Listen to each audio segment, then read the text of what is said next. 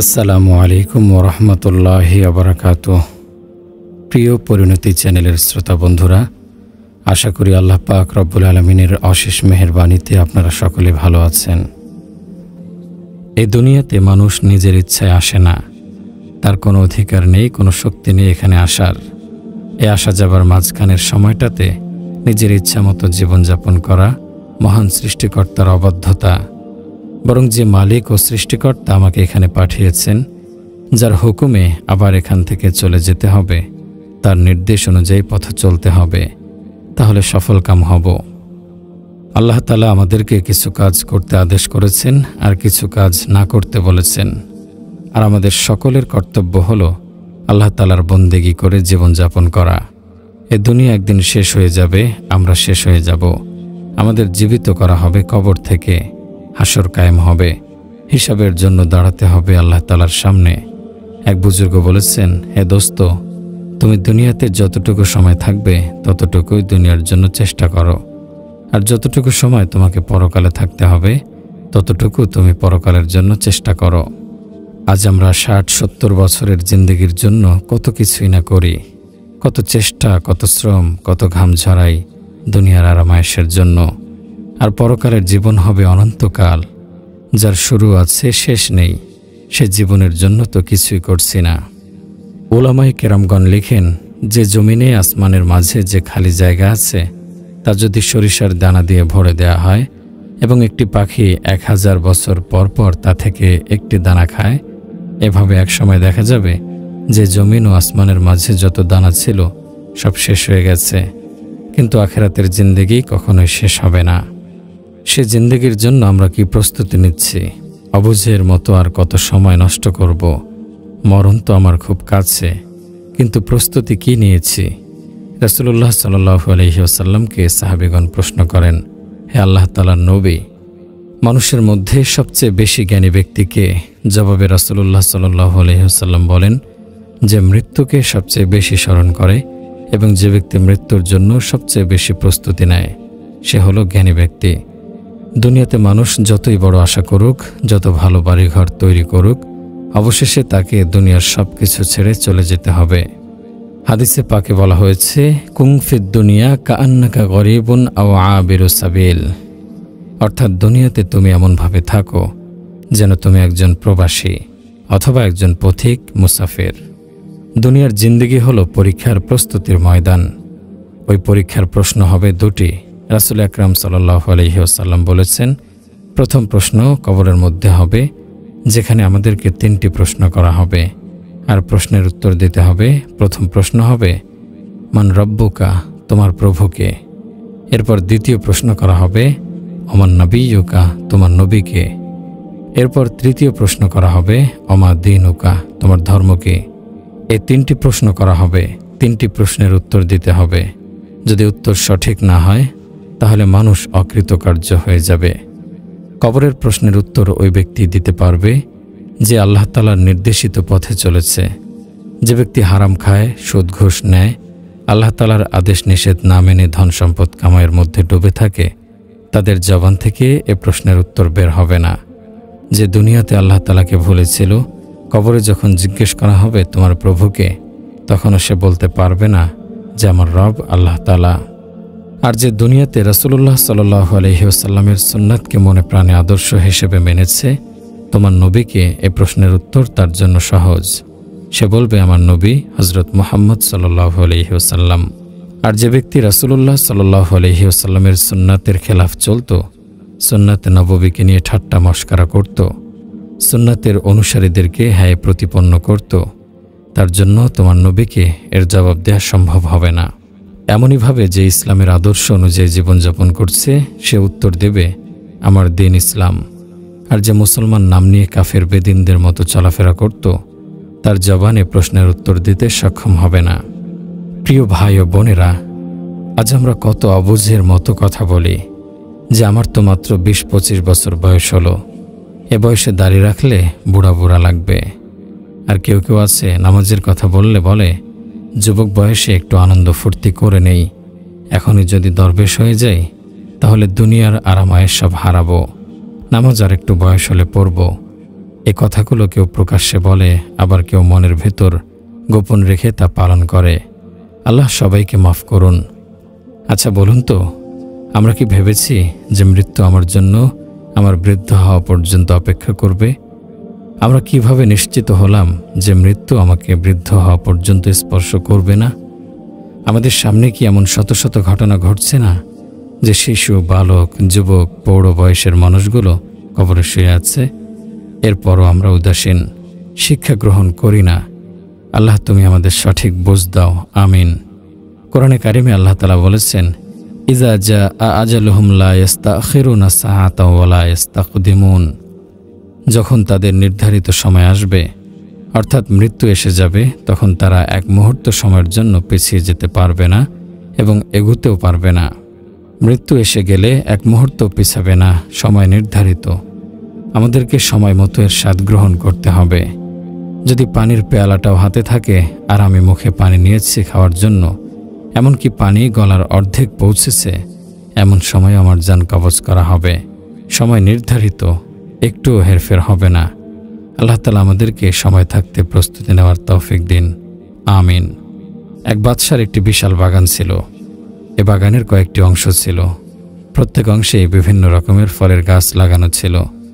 একদিন বাদশাহ একজন লোককে পাঠালেন যে ওই বাগান থেকে ফল নিয়ে এসো। তুমি চেষ্টা করবে ভালো ফল আনতে, তাহলে আমি খুশি হয়ে তোমাকে পুরস্কৃত করব। কিন্তু আমার একটি শর্ত আছে, তা হলো বাগানের যে স্থান দিয়ে একবার যাবে সেখানে দ্বিতীয়বার যেতে পারবে না। এরপর সে লোক কাজে হাতে নিল। বাগানে প্রবেশ করেই এক অংশে দেখতে পেল অনেক ভালো ভালো ফল হয়েছে। সে মনে মনে ভাবল, এখান থেকে ভালো দেখে ফল ছিঁড়ে নেই। আবার ভাবল, এত সুন্দর বাগান, সামনে মনে হয় আরও সুন্দর ফল আছে, সামনের অংশ দেখে নেই। সে যখন পরবর্তী অংশে প্রবেশ করল, দেখল সেখানে আরও ভালো ফল আছে। মনে মনে ভাবল, এখান থেকে ফল ছিঁড়ব। আবার খেয়াল হলো, সামনে গিয়ে দেখি আরও ভালো ফল হয়তো পাবো। সামনে গিয়ে দেখল সেখানে পূর্বের চেয়ে আরও ভালো ফল ধরেছে। সে ভাবল, এখান থেকেই ফল ছিঁড়ব। অন্তরে খেয়াল আসলো, শেষ অংশে গিয়ে দেখি হয়তো সেখানে আরও ভালো ফল আছে। সে যখন শেষ অংশে প্রবেশ করল, দেখল সেখানে কোনো ফল নেই, শুধু গাছ। লোকটি নিজের নির্বুদ্ধিতার কথা চিন্তা করে কাঁদল আর বলতে থাকে, আমি যদি জানতাম এমন হবে, তাহলে প্রথম অংশ থেকেই ফল সংগ্রহ করতাম, তাহলে তো আজ আমাকে বাদশার কাছে লজ্জিত হতে হতো না। প্রিয় ভাই ও বোন, আমাদের জীবনের দৃষ্টান্ত তো এমনই। আমার জীবনের প্রত্যেকটা দিন আমার জন্য গুরুত্বপূর্ণ। এই দিনগুলো যদি এভাবে অবহেলা করে পার করি, তাহলে পরকালে কান্নার শেষ থাকবে না।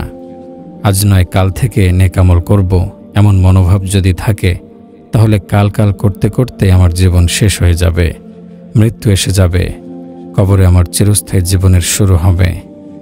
দুনিয়ায় ধর্মীয় ব্যাপারে কত অবহেলা করছি, সেদিন তার জন্য বড় আফসোস হবে। আফসোস করে বলবো, হায়, দুনিয়াতে যদি যাবার একটু সুযোগ মিলত, তাহলে কিছু নেক আমল করে আসতাম। কিন্তু এই আফসোসের কী লাভ?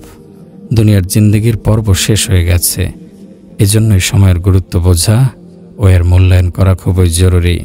প্রিয় ভাই ও বোন, আল্লাহ তাআলার অবাধ্যতা ও গুনাহে লিপ্ত হওয়া থেকে বেঁচে থাকার জন্য সবচেয়ে বেশি সহায়ক হলো আল্লাহ তাআলার ভয়, আযাবের ভয় অন্তরে থাকা, আল্লাহ তাআলার আযাবের কথা স্মরণ রাখা, আল্লাহ তাআলার অসন্তুষ্টি ও পাকড়াওয়ের কথা মনে করা। পবিত্র কোরআনে বলা হয়েছে, ফালিয়াহযারিল্লাযীনা ইখালিফুনা আন আমরিহি আন তুসিবাহুম ফিতনাতুন আও ইউসিবাহুম আযাবুন আলীম। যারা আল্লাহ তাআলার হুকুম অমান্য করে, তাদের ভয় হওয়া উচিত যে তাদের ওপর কোনো বিপদ এসে পড়ে বা তাদের ওপর কোনো যন্ত্রণাময় আযাব নাজিল হয়। সাইয়েদুনা হযরত হাসান রাদিয়াল্লাহু আনহু বলেন, তোমাদের পূর্বে যেসব বুজুর্গগণ সাহাবায়ে কিরামগণ ছিলেন, তারা গোটা পৃথিবীর অসংখ্য কঙ্কর পরিমাণ স্বর্ণ আল্লাহ তাআলার রাস্তায় দান করলেও পাপের ভয়ে ও আশঙ্কায় শঙ্কিত থাকতেন। পরলৌকিক মুক্তি ও পরিত্রাণের আশা পোষণ করতেন না। রাসূলুল্লাহ সাল্লাল্লাহু আলাইহি ওয়াসাল্লাম ইরশাদ করেছেন, আমি যা শুনতে পাই তোমরা কি তা শুনতে পাও? আমি শুনছি আকাশমণ্ডলী কর কর আওয়াজ করছে। সে পবিত্র সত্তার কসম, যার কুদরতের মুঠোয় আমার জীবন। আসমানে 4 আঙ্গুলি পরিমাণ জায়গাও এমন নেই যেখানে কোনো ফেরেশতা আল্লাহর সামনে সিজদা অথবা দাঁড়ানো অথবা রুকুর হালতে মগ্ন না রয়েছে। আমি যা জানি তোমরা যদি তা জানতে, তাহলে অবশ্যই তোমরা অধিক পরিমাণে কাঁদতে। এবং কম হাসি ঠাট্টা করতে, এবং তোমরা জনপদ ছেড়ে পাহাড় পর্বতের দিকে ছুটে যেতে, যেখানে তোমরা আল্লাহ তাআলার ভয়াবহ ও কঠিনতম শাস্তি থেকে পানাহ চাইতে। আমরা কেউ বলতে পারি না আল্লাহ তাআলার কাছে আমরা পরিত্রাণ পাবো কি পাবো না। আজ আমরা হাসতে হাসতে নির্দ্বিধায় গুনাহে লিপ্ত হচ্ছি, কিন্তু আমাদেরকে এর জন্য কাঁদতে হবে, কাঁদতে কাঁদতে দোজখে যেতে হবে।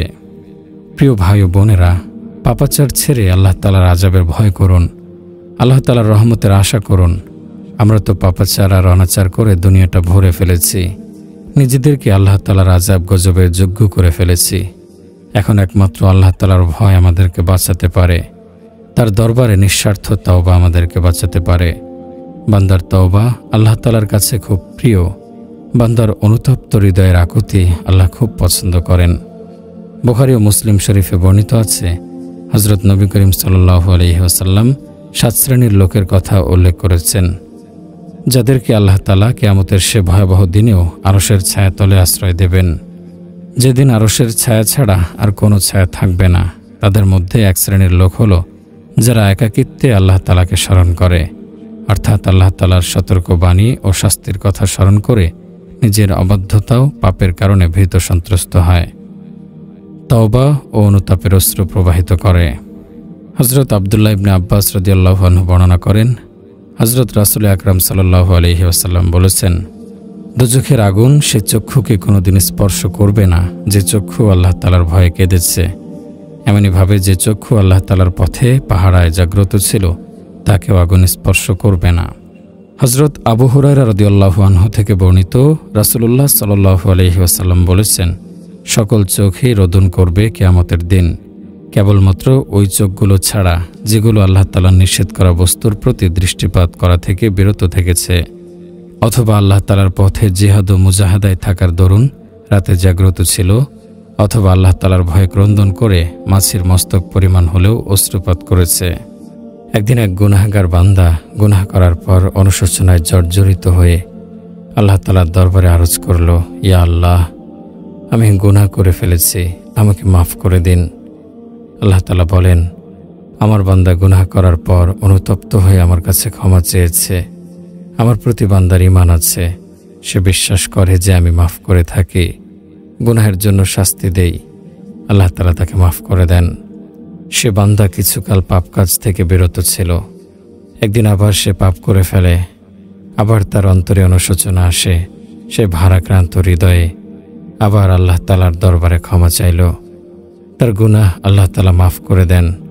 কিছুদিন পর সে আবারও গুনাহ করল, তার হৃদয়ে অনুশোচনা এলো, সে আবার আল্লাহ তাআলার দরবারে আরজ করল, বলে, ওগো মাওলা, আমি আবার গুনাহ করে ফেলেছি, আমাকে মাফ করে দিন। আল্লাহ তাআলা বলেন, আমার বান্দা বিশ্বাস করে যে তার একজন রব আছে, যিনি গুনাহ মাফ করেন, গুনাহের কারণে শাস্তি প্রদান করেন, এরপর তাকে পুনরায় মাফ করে দেন। এখন যা ইচ্ছা সে করুক। ইমাম মুনজির রহমতুল্লাহি আলাইহি এই কথাটির যা ইচ্ছে সে করুক ব্যাখ্যা এভাবে দিয়েছেন যে বান্দার দ্বারা গুনাহ হয়ে যাবার পর স্বচ্ছ মনে এবং পুনরায় গুনাহ না করার দৃঢ় সংকল্প নিয়ে আন্তরিকভাবে তওবা ও ইস্তেগফার করলে এ তওবা ও ইস্তেগফার তার অতীতের গুনাহের কাফফারা হবে। অর্থাৎ সত্যিকারের তওবা ও ইস্তেগফারের জন্য আন্তরিক অনুশোচনা ও পুনরায় গুনাহে লিপ্ত না হওয়ার দৃঢ় সংকল্প থাকা চাই। হযরত মুআজ রাদিয়াল্লাহু আনহু বলেন, একদিন রাসূলুল্লাহ সাল্লাল্লাহু আলাইহি ওয়াসাল্লাম আমাকে হাত ধরে 1 মাইল পর্যন্ত চললেন, এরপর বলেন, ওহে মুআজ, তোমাকে আমি নসিহত করি, আল্লাহ তাআলাকে ভয় করো, সত্য বলো, ওয়াদা পূরণ করো, আমানত রক্ষা করো, খেয়ানত পরিত্যাগ করো, এতিমের প্রতি রহম করো, প্রতিবেশীর সাথে ভালো ব্যবহার করো, রাগ হজম করো, নম্র ব্যবহার করো, কোনো মুসলমানকে কটুবাক্য বলো না, সালামের ব্যাপক প্রচলন করো, ন্যায়পরায়ণ বাদশার অনুগত থাকো, কোরআনের মর্ম গভীরভাবে উপলব্ধি করো, আখিরাতের প্রতি মনোযোগী হও, কিয়ামতের দিন হিসাব নিকাশের ভয় করো, দুনিয়ার আশা ভরসা কম করো, সর্বদা নেক আমলে মশগুল থাকো। হে মুআজ, আমি তোমাকে আরও নসিহত করি, কোনো মুসলমানকে হেয় করো না, সত্যকে মিথ্যা, মিথ্যাকে সত্য বলো না, আল্লাহ তাআলার জমিনে ফিতনা ফাসাদ ও বিপর্যয়ের সৃষ্টি করো না। হে হে মুআজ, তুমি যেখানেই থাকো না কেন, তুমি সর্বত্র আল্লাহ তাআলাকে স্মরণ করো। গুনাহ হয়ে গেলে তৎক্ষণাৎ তওবা করো। গোপন গুনাহের জন্য গোপন তওবা, আর প্রকাশ্য গুনাহের জন্য প্রকাশ্য তওবা। হাদিস শরীফে বর্ণিত হয়েছে, অনুতাপকারী ব্যক্তি আল্লাহ তাআলার রহমতের আশা করতে পারে, কিন্তু হঠকারী প্রতারক ব্যক্তি যেন আল্লাহর গজবের প্রতীক্ষায় থাকে। হে আল্লাহ তাআলার বান্দাগণ, একদিন না একদিন আমলনামা অবশ্যই তোমার হাতে আসবে, এবং দুনিয়া থেকে বিদায় নেওয়ার পূর্বে প্রত্যেকেই তার ভালো মন্দ প্রত্যক্ষ করে নেবে, কিন্তু পরিণাম তারই ভালো হবে যার শেষ অবস্থা ভালো হবে। দিবারাত্রির প্রতিটা মুহূর্ত আপন গতিতে পার হয়ে যাচ্ছে। অতএব শীঘ্রই আখিরাতের প্রস্তুতি নাও, আমলের দিকে এগিয়ে যাও। অলসতা ও টালবাহানাকে মোটেও প্রশ্রয় দিও না, কারণ মৃত্যু এমন এক বস্তু যা হঠাৎ এসে হাজির হয়ে যাবে, তখন তোমার করার কিছু থাকবে না। সাবধান, আল্লাহ তাআলার অনন্ত ধৈর্য ক্ষমার দৃষ্টান্তকে পুঁজি করে নিজেকে ধোঁকায় ফেলো না।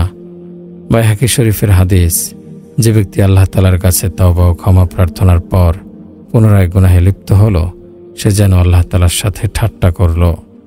হযরত ওমর রাদিয়াল্লাহু আনহু বলেন, আমি রাসূলুল্লাহ সাল্লাল্লাহু আলাইহি ওয়াসাল্লামকে বহুবার বলতে শুনেছি, একবার নয়, দুবার নয়, তিনবার নয়, 7 বারও নয়, আরও বেশিবার বলতে শুনেছি, বনী ইসরায়েলের এক ধনাঢ্য ব্যক্তি অশ্লীল অপকর্মে অভ্যস্ত ছিল। একদিন এক মহিলা তার কাছে হাজির হলো সাহায্যের জন্য। ধনাঢ্য ব্যক্তি মহিলাকে 60 দিনার দিয়ে ব্যভিচারের জন্য বাধ্য করল। লোকটি যখন নিজের মনস্কামনা পূর্ণ করার জন্য তৈরি হলো, তখন মহিলাটির সমস্ত শরীর থরথর করে কাঁপতে থাকে।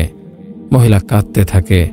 লোকটি মহিলাকে জিজ্ঞেস করল, তুমি এমন করছো কেন?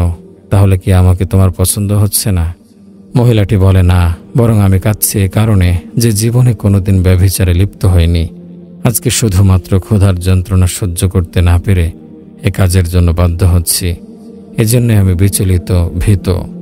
লোকটি বলে, তোমার এহেন ভোকা ফাঁকা ও দরিদ্র অবস্থায়ও তুমি পাপ কাজ থেকে বাঁচতে চাইছো, আর এ কাজে তুমি জীবনেও লিপ্ত হওনি।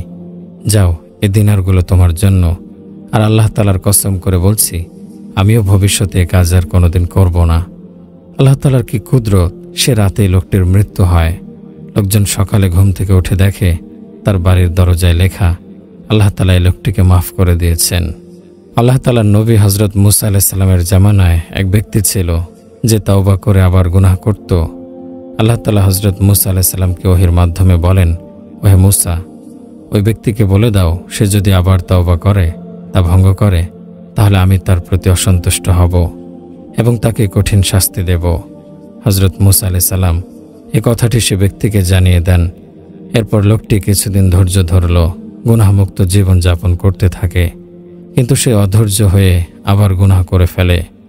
আল্লাহ রাব্বুল আলামিন হযরত মুসা আলাইহিস সালামের মাধ্যমে সে লোকটিকে বলেন, আমি অবাধ্য বান্দার প্রতি অসন্তুষ্ট। লোকটি হযরত মুসা আলাইহিস সালাম থেকে সংবাদ শুনে জঙ্গলে চলে গেল।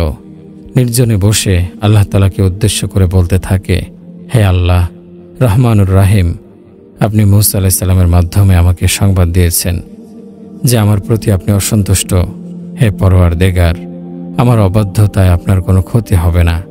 আমাকে ক্ষমা করলে আপনার রহমতের ভাণ্ডার একটু খালি হবে না। আমার গুনাহ কি আপনার ক্ষমার চেয়ে বড়? যখন ক্ষমাশীল আপনার সিফাত, সে ক্ষমা কি আপনি আমাকে দান করবেন না? হে আল্লাহ রহমানুর রাহিম, আপনি যদি বান্দাকে নিরাশ করেন, তাহলে অসহায় বান্দা কোথায় যাবে? কার দরজায় ক্ষমা চাবে? আপনার দরবার থেকে ব্যর্থ হয়ে বান্দা কার আশ্রয়ে যাবে? আয় আল্লাহ, যদি আপনার রহমত খতম হয়ে গিয়ে থাকে আর আপনার আযাব যদি আমার উপর আবশ্যক হয়, তাহলে আপনি দুনিয়ার সকল বান্দাদের গুনাহ আমার উপর ঢেলে দিন। আমি সব গুনাহ নিজের উপর নিয়ে নেব। বান্দারের কাকুতি মিনতিতে আল্লাহ তাআলার রহমতের দরিয়ায় জোশ উঠে গেল।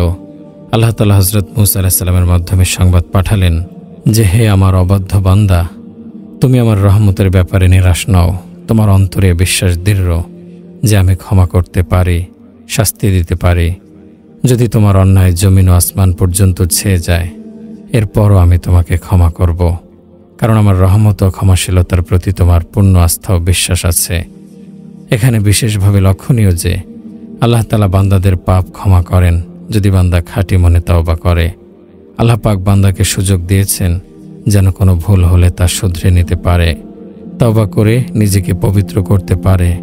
এটা বান্দার প্রতি মহান রব্বুল আলামিনের বিশেষ অনুগ্রহ। হযরত জুন্নুন মিসরি রহমতুল্লাহি আলাইহি নিজ চোখে দেখা ঘটনা বর্ণনা করেন। একদিন আমি নদীর কিনারে ছিলাম। এমন সময় নদীর পাড়ে একটি বিচ্ছু দেখলাম। এ সময় নদীতে একটি ব্যাঙ ভেসে উঠল, আর তৎক্ষণাৎ বিচ্ছুটি ব্যাঙের পিঠে চড়ে নদীর অপর তীরে পৌঁছল। বিস্ময়কর ঘটনা দেখে জুন্নুন মিসরি ভাবলেন, নিশ্চয়ই এই বিচ্ছুটির কোনো মিশন আছে। এরপর আমি বিচ্ছুটির অনুসরণ করলাম। হঠাৎ এক স্থানে গিয়ে দেখি এক যুবক মদ পান করে মাতাল হয়ে গভীর ঘুমে নিমজ্জিত। এদিকে বিশাল এক সাপ ঘুমন্ত যুবককে দংশন করতে ফনা তোলে তৈরি। ঠিক এ সময় বিচ্ছুটি সাপের মাথায় উঠে সাপটিকে দংশন করল। এক পর্যায়ে সাপটি মারা গেল। বিচ্ছুটি কাজ শেষ করে আবার ব্যাঙের পিঠে চড়ে নিজের জায়গায় চলে যায়। হযরত জুন্নুন মিসরি রহমতুল্লাহি আলাইহি ঘুমন্ত যুবকটিকে নাড়া দেন। এতে যুবকটি চোখ মেলে তাকায়। জুন্নুন মিসরি রহমতুল্লাহি আলাইহি যুবকটিকে উদ্দেশ্য করে বলেন, হে যুবক, তুমি তো জানো না মহান আল্লাহ রব্বুল আলামিন তোমাকে কত ভয়াবহ বিপদ থেকে রক্ষা করেছেন। এ মৃত সাপটি তোমাকে দংশন করতে এসেছিল। একটি বিচ্ছু এ সাপটিকে হত্যা করেছে। তখন জুন্নুন মিসরি রহমতুল্লাহি আলাইহি আবেগে কবিতাটি আবৃত্তি করেন। ইয়া গাফিলু আল জালিলু ইয়াহরিসুহু মিন কুল্লি সাউইন ইয়াযযুবু ফিজ যুলমি। হে উদাসী, তুমি দয়ালু আল্লাহ তাআলা থেকে উদাসীন হয়ে রয়েছ, অথচ মহান আল্লাহ তাআলা পাহারা দিচ্ছেন তোমাকে সর্বপ্রকার অন্ধকারের বিপদ থেকে। কাইফা তানামুল উয়ুনা আন মালিকিন তাতিহি মিনহু ফুআদুন নাইমি। কিভাবে তোমার চোখ দুটি নিদ্রা যাচ্ছে শাহেনশাহকে ভুলে, অথচ তোমার সর্বদা তার পক্ষ হতে নিয়ামত রাজির উপকারিতা ভোগ করছ। এরপর মাদকাসক্ত যুবক বিস্ময়ের সাথে বলে, হে মহান রব্বুল আলামিন, আপনি যদি আপনার অবাধ্য বান্দার প্রতি এমন রহমত করেন, তাহলে আপনার অনুগত বান্দার প্রতি আপনার করুণা কেমন হয়ে থাকে। এরপর যুবকটি আল্লাহ তাআলার কসম খেয়ে বলে, আমি আর কখনো মদ স্পর্শ করব না। প্রিয় ভাই ও বোনেরা, আমরা প্রতিটা ক্ষণে মহান রব্বুল আলামিনের অগণিত রহমতের সমুদ্রে ভাসছি, কিন্তু এরপরও আমরা এমন রহমানুর রহিমকে ভুলে যাচ্ছি, তার অবাধ্য হচ্ছি। আল্লাহ তাআলা আমাদের সবাইকে তার অনুগত বান্দা হিসেবে কবুল করুন, আমিন। হযরত মূসা আলাইহিস সালামের জামানায় বনী ইসরায়েলে ভয়াবহ দুর্ভিক্ষ দেখা দিয়েছিল। ফলে জনগণ হযরত মূসা আলাইহিস সালামের কাছে এসে বলে, হে আল্লাহ তাআলার নবী, আপনি আল্লাহ তাআলার দরবারে বৃষ্টির জন্য দোয়া করুন। তাদের অনুরোধে হযরত মূসা আলাইহিস সালাম বনী ইসরায়েলের ৭০,০০০ লোকের জামায়াত নিয়ে এক মরু প্রান্তরে যান। সবাইকে নিয়ে দোয়া আরম্ভ করেন, হে আল্লাহ, আমাদের উপর আপনার রহমতের বৃষ্টি বর্ষণ করুন, আমাদের উপর আপনার রহমত নাজিল করুন, আপনার করুণা দ্বারা আমাদের সিক্ত করুন। হে আল্লাহ, দুধের শিশু, পশু পাখি, গাছপালা তোমার দরবারে রুকুকারী বৃদ্ধদের ওসিলায় আমাদের উপর রহম করুন। এ সময় সূর্যের তীব্রতা আরও বৃদ্ধি পেল।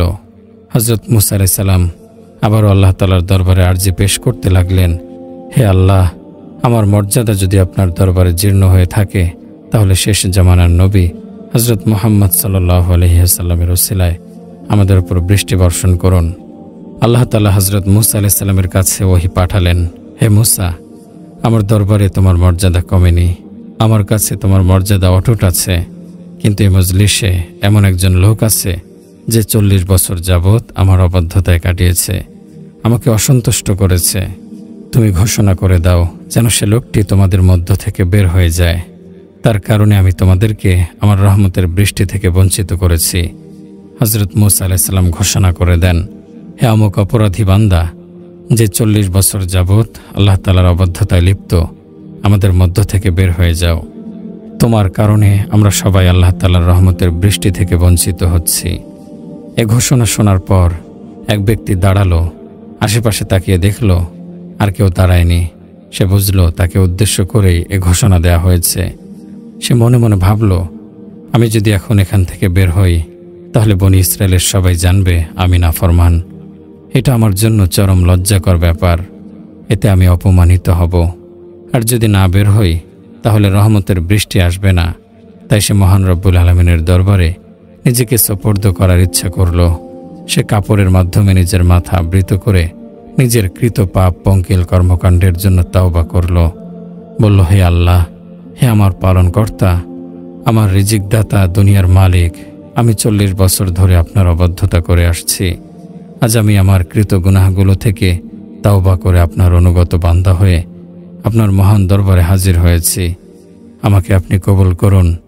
আল্লাহ তার কথা শেষ না হতেই আকাশে মেঘের ঘনঘটা আরম্ভ হলো এবং মুষলধারে বৃষ্টি পড়তে থাকে।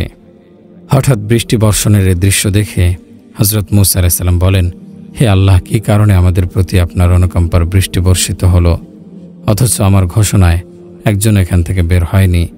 আল্লাহ পাক বলেন, হে মূসা, যার কারণে বৃষ্টি থেকে তোমাদের বঞ্চিত রেখেছিলাম তার কারণেই তোমাদের উপর বৃষ্টি বর্ষণ করলাম।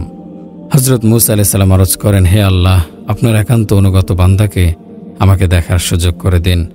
আল্লাহ তাআলা বলেন, হে মূসা, এতদিন যাবৎ সে আমার অবাধ্যতা করেছে, এরপরও আমি তাকে অপমান করিনি। এখন সে আমার অনুগত বাধ্যগত বান্দায় পরিণত হয়েছে। এখন কিভাবে তাকে অপমানিত অপদস্থ করব? সাহাবী হযরত কাব রাদিয়াল্লাহু আনহু একটি ঘটনা বর্ণনা করেন। হযরত মূসা আলাইহিস সালামের সময়ে বনী ইসরায়েলে একবার ভয়াবহ দুর্ভিক্ষ দেখা দেয়। এই অবস্থায় বনী ইসরায়েলের মানুষ হযরত মূসা আলাইহিস সালামের কাছে এসে বৃষ্টির জন্য দোয়া প্রার্থনা করল। হযরত মূসা আলাইহিস সালাম বনী ইসরায়েলীদেরকে তার সঙ্গে পাহাড়ে আরোহণের জন্য বলেন। নির্দেশ মতো সবাই পাহাড়ে গেল। হযরত মূসা আলাইহিস সালাম বলেন, এমন কোনো ব্যক্তি যাতে আমার সাথে না আসে যে তার জীবনে গুনাহ করেছে। এ ঘোষণার পর অধিকাংশ লোক ফেরত চলে গেল। এরপর আবারও ঘোষণা দেন, যে ব্যক্তি কোনো গুনাহ করেছে সে যেন আমার সাথে না আসে। এ ঘোষণার পর একজন বাদে আর সবাই চলে গেল। সে ব্যক্তির নাম ছিল বরখুল। বরখুল আবেদ নামে সবাই তাকে চিনত। হযরত মূসা আলাইহিস সালাম তাকে জিজ্ঞেস করেন, সবাই চলে গেছে আর তুমি রয়ে গেলে? তোমার জীবনে কি কোনো গুনাহ নেই? আমার কথা কি তুমি শোনোনি? সে উত্তর দিল, হে আল্লাহ তাআলার নবী, হ্যাঁ আমি শুনেছি। আমার জীবনে কোনো গুনাহ করেছি বলে আমার জানা নেই। তবে একটি বিষয় আমার মনে পড়ছে, তা যদি গুনাহ হয় তাহলে আমিও ফেরত চলে যাব। হযরত মূসা আলাইহিস সালাম জিজ্ঞেস করেন, সেটি কি? সে বলে, একদিন রাস্তায় চলাচলের সময় একটি বাড়ির খোলা দরজার দিকে আমার নজর পড়েছিল। সেখানে একজন ব্যক্তিকে আমার নজরে পড়েছিল। এ অনিচ্ছাকৃতভাবে অন্যের ঘরের দিকে নজর দেওয়ার কারণে আমার অন্তরে খুব অনুশোচনা এলো। তৎক্ষণাৎ আমি আমার চোখকে সম্বোধন করে বললাম, আমার দেহে অবস্থান করে অন্যের ঘরের প্রতি নজর দিয়েছিস। এ বলে আঙ্গুল দিয়ে সে চোখটি উপড়ে ফেললাম। এখন বলুন, হে আল্লাহ তাআলার নবী, এটা যদি গুনাহ হয়ে থাকে তাহলে আমি চলে যাব। হযরত মূসা আলাইহিস সালাম বলেন, এটি কোনো গুনাহ নয়। এরপর হযরত মূসা আলাইহিস সালাম বরখুলকে বৃষ্টির জন্য আল্লাহ তাআলার দরবারে দোয়া করতে বলেন। বরখুল দোয়া করতে শুরু করল, ইয়া কুদ্দুস, হে মহান পবিত্র, আপনার কাছে যা আছে তা কোনোদিন শেষ হবে না। আপনার ভাণ্ডার কখনো ফুরায় না। আপনাকে কৃপণতার দোষে দোষারোপ করা যায় না। আপনি আমাদের জন্য বৃষ্টি বর্ষণ করুন। বর্ণনাকারী হযরত কাব রাদিয়াল্লাহু আনহু বলেন, তার দোয়ার বরকতে আল্লাহ রাব্বুল আলামিন এমন বৃষ্টি বর্ষণ করেন যে দুজন কাদামাটি পেরিয়ে সেখান থেকে প্রত্যাবর্তন করেন। আল্লাহ তাআলা আমাদেরকে এ থেকে শিক্ষা গ্রহণের তৌফিক দিন, আমরা যেন আমাদের চোখকে কুদৃষ্টি থেকে হেফাজত করতে পারি। আমিন। বনী ইসরায়েলের এক বাদশাহ দীর্ঘ হায়াত পেয়েছিল। এ দীর্ঘ হায়াতে সে অঢেল ধন সম্পদ, অনেক সন্তান প্রাপ্ত হয়েছিল। তার সন্তানরা যখন বড় হতো তখন তারা দুনিয়ার আরামায়েশ ছেড়ে পশমের পোশাক পরে বনে জঙ্গলে চলে যেত। তারা দুনিয়া বিমুখ হয়ে বনে জঙ্গলে ঘুরত, আল্লাহ তাআলার ধ্যানে জীবন কাটিয়ে দিত। এ অবস্থায় বাদশার বংশধারা চলতে থাকে। বাদশাহ তখন বৃদ্ধ হয়ে যায়। এক বৃদ্ধ বয়সে আল্লাহ তাআলা তাকে আরেকটি পুত্র সন্তান দেন। বাদশার আশঙ্কা হলো এ পুত্রটিও তার পূর্বসূরি ভাইদের মতো দুনিয়া বিমুখ হয়ে যাবে। তাই বাদশাহ তার গোত্রের লোকদের একত্রিত করে বলে, আমি বৃদ্ধ বয়সে একটি পুত্র সন্তান লাভ করেছি। এখন যদি সেও তার ভাইদের মতো দুনিয়া বিমুখ হয়ে যায় তাহলে তোমাদের বংশ থেকে রাজত্ব খতম হয়ে যাবে। সুতরাং তোমরা আমার সন্তানটিকে দুনিয়ার ভোগ বিলাসের দিকে আকৃষ্ট করে গড়ে তুলবে।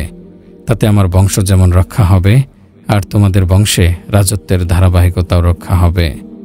এরপর সেই শাহজাদার জন্য বিশাল এলাকা জুড়ে প্রাচীর বেষ্টিত একটি বাগান বাড়ি তৈরি করা হলো।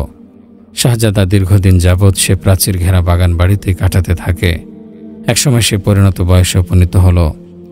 একদিন শাহজাদা প্রাচীর বেষ্টিত বাগান বাড়িতে ঘোরাফেরা করতে করতে বুঝতে পারল আসলে সে প্রাচীর বেষ্টিত একটি এলাকায় আবদ্ধ হয়ে আছে। সে আরও বুঝতে পারল এর বাহিরে আরও একটি জগৎ আছে, তার সম্পর্কে জানার ও দেখার আগ্রহ সৃষ্টি হলো। সে তার দেখাশোনার দায়িত্বে নিয়োজিত লোকটিকে বলে, আমার দৃঢ় বিশ্বাস এ প্রাচীরের বাইরে আরও একটি বিশাল জগৎ আছে। তোমরা আমাকে প্রাচীর ঘেরা স্থান থেকে বাইরে নিয়ে যাও। আমি সেই জগৎ সম্পর্কে জানতে চাই, আমার জ্ঞানের ভাণ্ডার বৃদ্ধি করতে চাই। শাহজাদার এই অবস্থা বাদশাকে জানানো হলো। বাদশাহ এই সংবাদ শুনে চিন্তিত হলেন। আশঙ্কা করেন তার এই পুত্রটিও সেও ভাইদের মতো আচরণ করছে। তাই বাদশাহ তার লোকদেরকে হুকুম দেন, তোমরা তার সামনে আনন্দ ফুর্তির সমস্ত উপকরণ হাজির করো। আনন্দ ফুর্তির যাবতীয় উপকরণ তার সামনে হাজির করা হলে শাহজাদা 1 বছর পর্যন্ত বাহির জগতের কথা ভুলে গেল। 1 বছর পর শাহজাদা আবার আবদার করল যে অবশ্যই আমাকে বাইরের জগৎ সম্পর্কে জানতে হবে, আমাকে বহির জগতে নিয়ে যাও। শাহজাদার আবেদনটি বাদশাকে জানানো হলো। বাদশাহ চিন্তা ভাবনা করে অনুমতি দিয়ে দিলেন। বাদশার অনুমতি পেয়ে শাহজাদা তার সহগামীদের নিয়ে অত্যন্ত জাঁকজমকের সাথে বের হলো। শাহজাদা ভ্রমণ করছে। এ সময় একজন রোগাক্রান্ত দুর্বল লোকের সাথে শাহজাদার দেখা হলো। সে তার সঙ্গীদের জিজ্ঞেস করল, এ লোকটির এই অবস্থা কেন? সঙ্গীরা জবাব দিল, সে একজন বিপদগ্রস্ত রোগাক্রান্ত মানুষ। শাহজাদা বলে, তাকে বিশেষ কিছু মানুষেরই হয় নাকি প্রত্যেক মানুষের ক্ষেত্রে এমনটা হয়? সঙ্গীরা বলে, সকল মানুষের ক্ষেত্রেই এমন হওয়ার আশঙ্কা করা যায়। এরপর শাহজাদা জিজ্ঞেস করল, এই যে আমি এ শান শওকতের সাথে আছি, আমারও কি এমনটা হওয়ার আশঙ্কা আছে? সঙ্গীরা বলে, হ্যাঁ, আশঙ্কা আছে। শাহজাদা বলে, তোমাদের এই জীবনযাত্রার প্রতি আমার খুব দুঃখ হচ্ছে। এরপর শাহজাদার ভ্রমণ কাহিনী বাদশাকে জানানো হলো। বাদশাহ বলে, তার মন থেকে সব দুশ্চিন্তা ও বিষণ্ণতা দূর করার জন্য ক্রীড়া কৌতুক আমোদ ফুর্তির যাবতীয় উপকরণ তার সামনে পেশ করো। সব হাজির করা হলো। এভাবে শাহজাদার আরও 1 বছর কেটে গেল। একদিন শাহজাদা আবারও বাইরে যাওয়ার অনুমতি চাইল। আবারও শাহজাদা পূর্ণ শান শওকতের সাথে বহির্জগৎ দেখতে বের হলো। চলার পথে সে এক বৃদ্ধকে দেখতে পেল। বয়সের ভারে যার দেহটা নুয়ে পড়েছে, মুখ দিয়ে লালা পড়ছে। এ দৃশ্য দেখে শাহজাদা জিজ্ঞেস করল, এর এই অবস্থা কেন? সঙ্গীরা উত্তর দিল, ইনি একজন বৃদ্ধ মানুষ। শাহজাদা জিজ্ঞেস করল, এই অবস্থা কি বিশেষ কিছু মানুষের হয় নাকি সবাই এমন পরিণতি ভোগ করে? সঙ্গীরা বলে, দীর্ঘ জীবন লাভকারী সব মানুষই এ অবস্থার সম্মুখীন হয়। শাহজাদা বলে, আফসোস ও দুঃখ আমাদের এই জীবনের জন্য, যা কখনো কারোর জন্য পূর্ণ নির্মল ও স্বচ্ছ হয় না। এরপর শাহজাদার ভোগবিলাসের সব উপকরণ দিয়ে শাহজাদাকে দুনিয়ামুখী করার চেষ্টা চলল। এভাবে আরও 1 বছর কেটে গেল। আবার শাহজাদা বাহিরে বের হওয়ার আবদার করল। তার আবদার পূর্ণ করা হলো। জাঁকজমকের সাথে শাহজাদা বের হলো। চলার পথে কিছু মানুষকে দেখতে পেল খাটিয়া কাঁধে নিয়ে কোথায় যেন যাচ্ছে। শাহজাদা জিজ্ঞেস করল, এরা খাটিয়া নিয়ে কোথায় যাচ্ছে? খাটিয়াতেই বা কি? সঙ্গীরা বলে, খাটিয়ায় একজন মৃত মানুষকে বহন করে নেওয়া হচ্ছে, তাকে কবর দেয়া হবে। শাহজাদা বলে, মৃত্যু কি আর কবরই বা কি জিনিস? আমার সামনে ওদের নিয়ে এসো। সঙ্গীরা খাটিয়া সহ লাশ বহনকারীদের নিয়ে এলো। শাহজাদা মৃত ব্যক্তিকে উঠে বসতে বলে। সঙ্গীরা বলে, মৃত মানুষ উঠে বসার ক্ষমতা রাখে না, কারোর সঙ্গে কথাও বলতে পারে না। শাহজাদা জানতে চাইল, তাহলে তোমরা তাকে কোথায় নিয়ে যাচ্ছ? তারা বলে, তাকে মাটির নিচে দাফন করার জন্য নিয়ে যাচ্ছি। শাহজাদা জিজ্ঞেস করল, দাফন কি? তারা বলে, দাফন হলো তাকে কিয়ামত পর্যন্ত সেখানে থাকতে হবে। কিয়ামত সংঘটিত হওয়ার পর আল্লাহ তাআলা সব মৃতকে জিন্দা করবেন। এরপর হাসরের মাঠে জীবনের সকল কর্মের হিসাব নিকাশ হবে। শাহজাদা জিজ্ঞেস করল, হাসর হিসাব নিকাশ কি? তারা বলে, ইয়াউমা ইয়াকুমুন নাসু লিরাব্বিল আলামিন। সেদিন সব মানুষ রব্বুল আলামিনের জগৎসমূহের প্রতিপালকের সামনে দাঁড়াবে। এরপর প্রত্যেকের ভালো মন্দের প্রতিদান দেয়া হবে। শাহজাদা জিজ্ঞেস করল, এ জগৎ ছাড়া আরও অন্য কোনো জগৎ কি আছে যেখানে তোমাদের আমলের বিনিময় দেয়া হবে? তারা বলে, হ্যাঁ, অবশ্যই আছে। আমাদের সবাইকে সে জগতের মুখোমুখি হতে হবে। এ দুনিয়া ক্ষণস্থায়ী, এটা ধ্বংস হয়ে যাবে। শাহজাদা এই কথা শুনে ঘোড়া হতে গড়িয়ে জমিনে পড়ে গেল আর নিজের মুখমণ্ডলে ধুলাবালি মাখতে থাকে এবং সবার উদ্দেশ্যে বলতে থাকে, এ বিষয়টিকেই মৃত্যু পরবর্তী জীবনকেই ভীষণ ভয় করছিলাম। আমার অজ্ঞতাসারে, আমার উদাসীনতায় তা আমার নিকটবর্তী হয়ে গেছে। আমার প্রতিপালক আমাকে মৃত্যু দেবেন, হাসর করাবেন আর আমাদের কৃতকর্মের প্রতিদান দেবেন। আজ থেকে আমারও তোমাদের মাঝে এটাই সর্বশেষ প্রতিশ্রুতি। এরপর থেকে তোমাদের কোনো হস্তক্ষেপ আমার ওপর চলবে না। শাহজাদার সঙ্গীরা বলে, তোমাকে তোমার পিতার হাতে সোপর্দ করা পর্যন্ত আমরা তোমাকে একাকী ছাড়ব না। এরপর শাহজাদাকে বাদশার সামনে হাজির করা হলো। বাদশাকে বলা হলো সব কথা। বাদশাহ সন্তানকে জিজ্ঞেস করল, প্রিয় বৎস, তোমার এত উৎকণ্ঠা, এত পেরেশানি কিসের জন্য? শাহজাদা জবাব দিল, আমার উৎকণ্ঠা, আমার পেরেশানি, আমার বিষণ্ণতা সেদিনের জন্য যেদিন ছোট বড় নারী পুরুষ সবাই তাদের প্রতিপালকের সামনে দাঁড়াবে, পাবে যার যার কৃত আমলের প্রতিদান। এরপর সে একটি কাপড় চেয়ে নিয়ে পরিধান করল। এরপর রাজপ্রাসাদের গেট দিয়ে বের হওয়ার সময় আল্লাহ রব্বুল আলমিনের দরবারে বিনীতভাবে বলে, হে আল্লাহ, আমি আপনার কাছে এমন বস্তু প্রার্থনা করি যার স্বল্পতা ও আমার কাছে নেই, যার আধিক্য আমার কাছে নেই। আর এই কথা নিশ্চিত যে ভাগ্যলিপি নির্ধারণ হয়ে গেছে। হে আল্লাহ, আমি ভালোবাসি যে পানি পানিতেই ছিল এবং মাটি মাটিতেই ছিল, আর আমার দু চোখ দ্বারা দুনিয়ার প্রতি একবারও তাকায়নি। এ ঘটনা বর্ণনা করতে গিয়ে হজরত আবু বকর বিন আবদুল্লাহ রহমতুল্লাহ আলাই বলেন, এ ব্যক্তি এমন গুনাহ থেকে বাঁচতে দুনিয়াবী সব আরামায়েশ ছেড়ে জঙ্গলবাসী হয়েছেন, যার সম্পর্কে তিনি নিশ্চিত ছিলেন না যে তিনি গুনাহ করবেন কিনা। শুধু গুনাহ হয়ে যাবার আশঙ্কায় তিনি শঙ্কিত, ভীত। তাহলে চিন্তার বিষয় হলো, ওই ব্যক্তির কি অবস্থা হবে যে ব্যক্তি গুনাহে লিপ্ত, আল্লাহ ও রাসূলুল্লাহ সাল্লাল্লাহু আলাইহি ওয়াসাল্লামের অবাধ্যতায় নিয়োজিত, এবং সে নিজেও জানে যে সে পাপের সাগরে হাবুডুবু খাচ্ছে, অথচ এ কারণে সে উৎকণ্ঠিত হচ্ছে না, বিচলিত নয়, তওবাও করছে না। হযরত হাসান বসরি রহমতুল্লাহি আলাইহির একজন মুরিদ ছিল মহিলা। সে মহিলা নিয়মিত হযরত হাসান বসরির ওয়াজ নসিহত শোনার জন্য আসতেন। মহিলার একটি ছেলে ছিল। মহিলা নেককার ছিলেন। ছেলেটি ছোট থাকতেই মহিলার স্বামী মারা গেল। স্বামীর ব্যবসা বাণিজ্য ছিল, প্রচুর সম্পদ ছিল। স্বামী মারা যাওয়ার পর মহিলার কাছে অনেক বিবাহের প্রস্তাব আসছিল। মহিলা ভাবলেন, আমার একটি ছেলে আছে, এখন যদি আমি অন্য কারোর সাথে বিবাহ বন্ধনে আবদ্ধ হই তাহলে আমার ছেলেটি নষ্ট হয়ে যাবে, তার কোনো অভিভাবক থাকবে না, আর জানা নেই নতুন স্বামী আমার সাথে কিরূপ আচরণ করে, এ সন্তানই আমার ভরসা। এসব ভেবে মহিলার বিবাহ করেননি। এদিকে ছেলে যৌবনে পদার্পণ করে, সে মন্দলোকের সাথে জড়িয়ে যায়। যেহেতু প্রচুর সম্পদ ছিল, তাই মন্দলোকগুলো তার সাথে ভিড়তে থাকে। সে মদ আর নারীতে ডুবে গেল। ছেলের অবস্থা দেখে মা তাকে বোঝাতেন, কিন্তু ছেলের সেদিকে খেয়াল নেই। সে পিতার রেখে যাওয়া সম্পদ বন্ধু বান্ধব নিয়ে আনন্দ ফুর্তি করে খরচ করতে থাকে।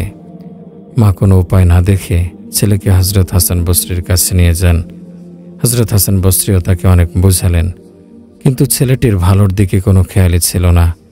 এভাবে অনেক দিন তাকে বোঝানো হলো, সে যে পথে চলছে তা খারাপ পথ।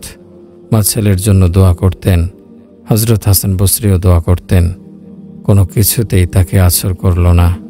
হাসান বসরি রহমতুল্লাহি আলাইহির মনে খেয়াল আসলো যে ছেলের অন্তরে মোহর লেগে গেছে। শেষ পর্যন্ত ছেলেটি মন্দ পথে চলতে চলতে শারীরিক সুস্থতা ও ধনসম্পদ সবই নষ্ট করে ফেলে। তার শরীরে বিভিন্ন জটিল রোগ দেখা দেয়। সে বিছানায় পড়ে গেল। সে এতটাই দুর্বল হয়ে পড়ল যে তার সামনে আখিরাতের সফর ভেসে উঠল। এ সময়ও মা ছেলেকে বোঝাতেন, বেটা আমার, এখনো সময় আছে, তওবা করো। কাজ দিলে তওবা করলে আল্লাহ তাআলা মাফ করেন। এ কথাটা তার মনে আছর করল।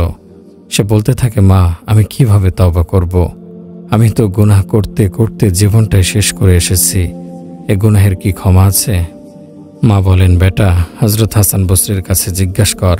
ছেলেটি বলে, মা, আমি তো চলাফেরা করতে অক্ষম, আপনিও আমাকে উঠিয়ে নিয়ে যেতে পারবেন না, বরং আপনি গিয়ে হযরত হাসান বসরিকে আমাদের বাড়িতে নিয়ে আসুন। মা বলেন, ঠিক আছে, আমি যাচ্ছি।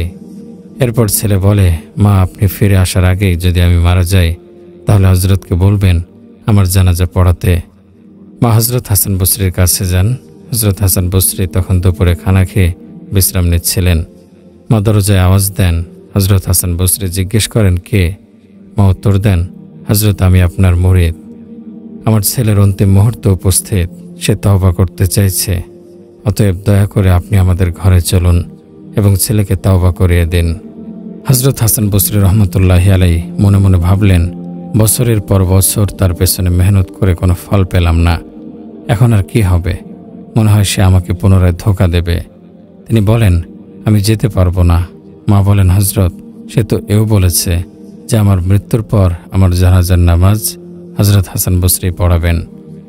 হজরত হাসান বসরি বলেন, আমি তার জানাজার নামাজও পড়াবো না, কেননা সে তো কখনো নামাজই পড়েনি। মহিলা পেরেশান হয়ে চলে যান। ছেলে মাকে কাঁদতে দেখে তার অন্তর আরও নরম হয়ে গেল। ছেলে মাকে জিজ্ঞাসা করল, মা কাঁদছেন কেন? মা বলেন, বেটা, তোমার এই করুণ অবস্থা আমার সহ্য হচ্ছে না। অপরদিকে হজরত হাসান বসরি তোমার কাছে আসতে অস্বীকৃতি জানিয়েছেন। বেটা, তুমি এত খারাপ কেন? হজরত তোমার জানাজা পড়াতেও রাজি নয়। ছেলে যখন এ কথা শুনল তখন তার অন্তরে বড় কষ্ট লাগে এবং আক্ষেপ হলো। সে বলতে থাকে, কখন জানি আমার মৃত্যু এসে যায়। তাই আমার একটি ওসিয়ত শুনে নিন। আমার ওসিয়ত হচ্ছে এই যে, আমার মৃত্যুর পর সর্বপ্রথম আপনার ওড়না আমার গলায় পেঁচিয়ে আমার লাশটিকে কুকুরের মতো বাড়ির আঙিনায় টানা হেঁচড়া করবেন। মা জিজ্ঞেস করেন, কেন বেটা?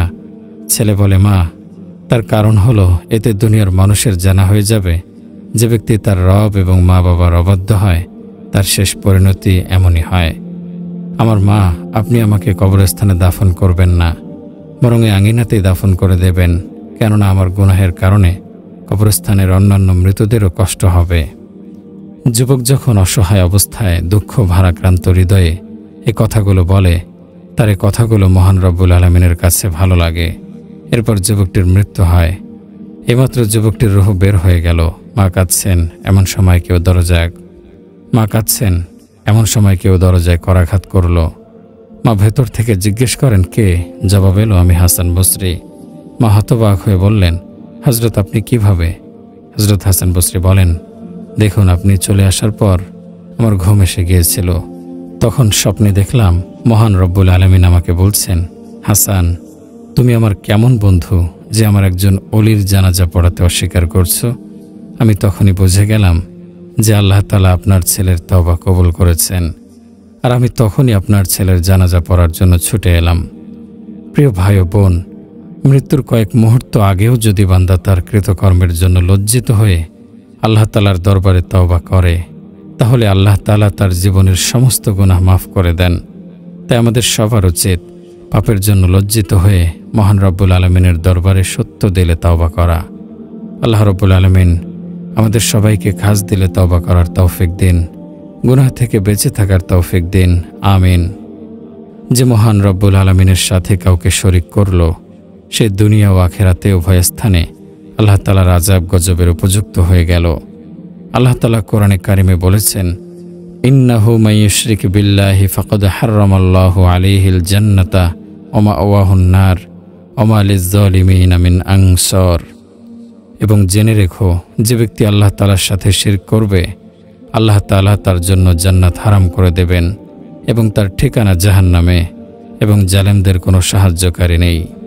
কেউ যদি আল্লাহ তাআলার সমকক্ষ অন্য কিছুকে মনে করে, যেমন নবী, পীর, বাদশাহ, চাঁদ, সূর্য, নক্ষত্র অথবা অন্য কিছুকে, এসব কিছুকে যদি আল্লাহ তাআলার সাথে ইবাদতে শরীক করে, তাহলে সে কবিরা গুনাহ করছে বলে গণ্য হবে। শিরককারী কিয়ামতের দিন আল্লাহ তাআলার কোনো অনুকম্পা পাবে না, কেননা সে সবচেয়ে বড় কবিরা গুনাহ করেছে। তার জন্য কোনো সুপারিশকারী থাকবে না। তওবা না করে মারা গেলে ক্ষমা পাওয়া অসম্ভব। শিরক সবচেয়ে বড় জুলুম, সবচেয়ে বড় গুনাহ। হযরত লুকমান আলাইহিস সালাম সে পুত্রকে নসিহত করেছিলেন, যা পবিত্র কোরআনে আল্লাহ তাআলা বলেছেন, ওয়া ইয ক্বালা লুকমানু লিবনিহি ওয়া হুয়া ইয়াইযুহু ইয়া বুনাইয়া লা তুশরিক বিল্লাহ ইন্নাশ শিরকা লাযুলমুন আযীম। এবং সে সময়ের কথা স্মরণ রাখো যখন লোকমান নিজ পুত্রকে নসিহত করে বলেছিলেন, হে পুত্র, আল্লাহ তাআলার সাথে শরীক করো না, শিরক হলো শক্ত গুনাহ। স্বয়ং রাসূলুল্লাহ সাল্লাল্লাহু আলাইহি ওয়াসাল্লাম শিরককে ভয় করতেন এবং শিরককারীকে সতর্ক করেছেন, ধমক দিয়েছেন। হাদিসে পাকে ইরশাদ হচ্ছে, রাসূলুল্লাহ সাল্লাল্লাহু আলাইহি ওয়াসাল্লাম বলেছেন, আমি কি তোমাদের সবচেয়ে বড় কবিরা গুনাহের কথা বলবো না? এভাবে 3 বার বলেছেন। সাহাবায়ে কেরামগণ বলেন, হে আল্লাহ তাআলার রাসূল, বলুন। রাসূলুল্লাহ সাল্লাল্লাহু আলাইহি ওয়াসাল্লাম বলেন, সে কবিরা গুনাহটি হলো আল্লাহ তাআলার সাথে কাউকে শরীক করা, পিতামাতার অবাধ্য হওয়া। রাবী বলেন, রাসূলুল্লাহ সাল্লাল্লাহু আলাইহি ওয়াসাল্লাম আধা শোয়া অবস্থায় ছিলেন। তিনি উঠে বসেন এবং বলেন, খবরদার, মিথ্যা কথা ও মিথ্যা সাক্ষ্য এ দুটি থেকে বেঁচে থাকবে। এভাবে তিনি কথাটি দুবার বলেন। আরেক হাদিসে ইরশাদ হচ্ছে, রাসূলুল্লাহ সাল্লাল্লাহু আলাইহি ওয়াসাল্লাম মুশরিকদের জান্নাত থেকে বঞ্চিত হওয়া এবং জাহান্নামের আগুনে চিরস্থায়ীভাবে জ্বলতে থাকার ব্যাপারে বলেন, হে ইবনে খাত্তাব, যাও এবং মানুষদেরকে এ কথা স্মরণ করিয়ে দাও যে নিশ্চয়ই জান্নাতে ঈমানওয়ালারাই প্রবেশ করবে। প্রিয় ভাই ও বোন, আসুন শিরকের ভয়াবহতা থেকে আমরা বেঁচে থাকি। আজ সমাজে কত রকমের শিরক প্রচলিত আছে, অথচ মানুষ এগুলোকে ইবাদত মনে করে করছে। আল্লাহ মাফ করুন, আজ মানুষ মৃত পীরের মাজারে গিয়ে সিজদা করছে, মাজারের সন্তান কামনা করছে, ধন সম্পদ চাইছে। মাজারগুলো অধিকাংশই শিরকে ভরে গেছে। সরল মনা মুসলমান না বুঝে এসবের মধ্যে গিয়ে শিরক করছে, ঈমান আমল নষ্ট করছে। আকীদাগত এই বিষয়গুলো সাধারণ মানুষ জানে না, তাদের জানানোর দায়িত্ব উলামায়ে কেরামের।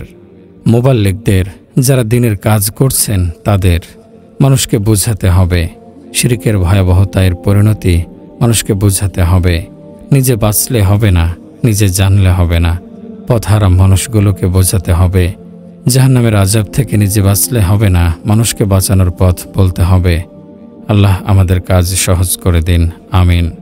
প্রিয় ভাই ও বোনেরা, আল্লাহ তাআলা সুদকে হারাম করেছেন। এ ব্যাপারে কোরআনে কারিমে বহু আয়াতে এসেছে, আল্লাযীনা ইয়াকুলুনার রিবা লা ইয়াকুমুনা ইল্লা কামা ইয়াকুমুল্লাযীনা ইয়াতাখাব্বাতুহুশ শাইতানু মিনাল মাসসি যালিকা বিআন্নাহুম ক্বালু ইন্নামাল বাই'উ মিসলুর রিবা ওয়া আহাল্লাল্লাহুল বাই'a ওয়া হাররামার রিবা।